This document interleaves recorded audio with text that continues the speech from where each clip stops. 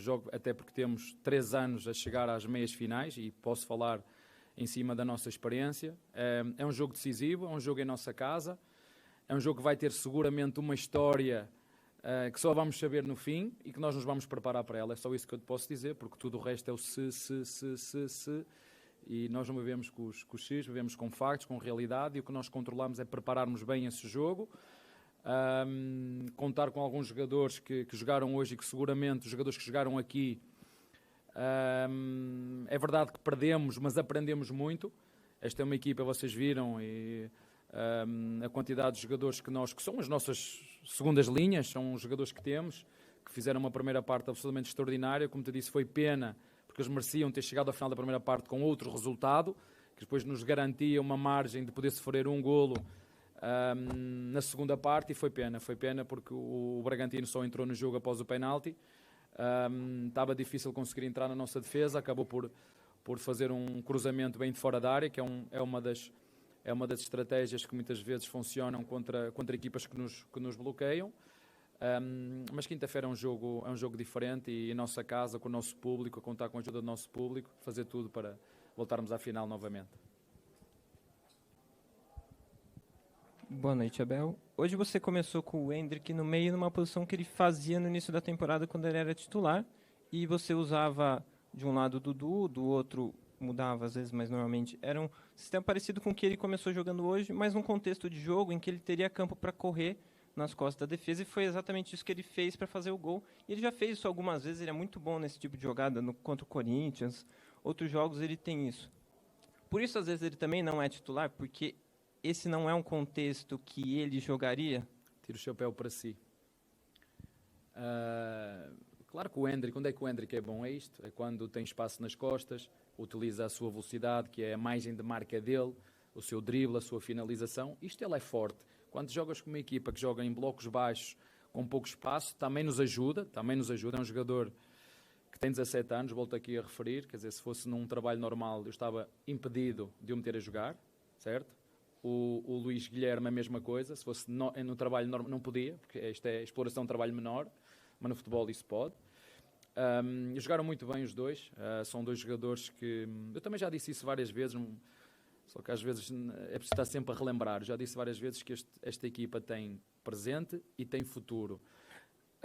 O que às vezes não tem é o futebol brasileiro, não tem é paciência para às vezes alguns erros que se cometem neste processo de formação, de haver jogos que as coisas não nos vão correr tão bem. Por isso é que eu disse que hoje, umas vezes ganhamos, outras vezes aprendemos, e acho que hoje foi um jogo, como te disse. Dá os parabéns ao Bragantino, mas nós hoje podíamos ter saído daqui com outro resultado, mas o futebol é isto, o futebol é eficácia, é não cometer deslizes como nós cometemos no primeiro penalti. No segundo golo, acho que são 2 golos, infelizmente, muito consentidos da nossa parte, mas tenho a certeza absoluta que os jogadores que jogaram quiseram fazer o melhor, se prepararam bem, fizeram uma belíssima primeira parte. Sabia que ao longo do tempo, jogando com o Bragantino, aqui em casa, uma equipa que tem jogado quase sempre os mesmos, nos últimos 4, 5 jogos, o Caixinha não tem trocado a equipa, e nós trocámos a equipa toda, que nos ia faltar alguma energia e ritmo de jogo, mas, na minha opinião, estes jogadores estiveram muito, muito bem hoje. Boa noite, Abel. Na sua avaliação, o que foi determinante para o Bragantino conseguir... Penalti. Penalti. Isso para mim é o momento-chave do jogo. É o penalti. É o penalti que, até aos 60 minutos, o Bragantino teve uma oportunidade de perigo na primeira parte, até aí 0. Depois do penalti, sim, carregaram, jogaram em casa, com mais ritmo de jogo, com volume, mas até o penalti nós estávamos completamente por cima, e como te disse, foi pena na primeira parte, naquelas 2 que bateram no poste, uma poder ter entrado, e das outras 2 ou 3 que tivemos, poder ter feito pelo menos mais 1 ou 2 golos que desse essa margem para acontecer algo, como aconteceu na segunda parte, um penalti que caiu assim, que acontece, são coisas de futebol e vão continuar a acontecer. Boa noite, Abel Ferreira, Álvaro Ribeiro da TV Altiora de Bragança Paulista. Até você falou dentro do que o Santos do Pelé que tem os títulos, mas o São Paulo Tele Santana também tem, o Cruzeiro também tem, o Grêmio também, todos têm títulos de Libertadores. Do Brasil, quem tem que saber são vocês. Então, até como ilustração, não é só o Santos. Aliás, eu sou santista, sou viúva do Pelé. Vi ele jogar com 6 anos de idade. E aí um detalhezinho importante, nessas mexidas para poder poupar jogador para Libertadores, não existe o risco de estar queimando etapa com esses jovens jogadores quando perde a partida? Como trabalhar esse emocional dessa garotada? Faz parte, faz parte. Na nossa vida, não só no futebol como na nossa vida, isto não é comer moço de goiaba. Moço de goiaba. Isto é preciso, é nos momentos difíceis que nós vemos quem são os jogadores que podem ter futuro ou não no nosso clube. E os momentos de derrota é que para mim definem, os momentos da dificuldade, os momentos de obstáculo, é que define para mim o caráter de um homem. É que define o caráter de um treinador. É o que define o caráter de um árbitro. É o que define o caráter de um jornalista. É o que define o caráter de um jogador. É nos momentos de derrota.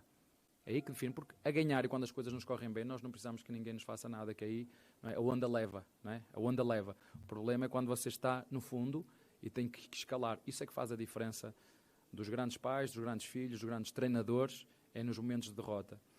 E para aqueles que acham que o sucesso, para chegar cá acima, que é tudo há momentos em que nós vamos ter que ultrapassar estes pequenos fracassos, é isto que faz a diferença entre a atitude de um perdedor e a atitude de um vencedor. Eu não estou a dizer quem ganha mais. A atitude de um perdedor e a atitude de um vencedor vê-se no seu caráter e na forma como encara os seus desafios, seja no futebol, seja na vida, seja no relacionamento com o seu filho, com a sua mulher.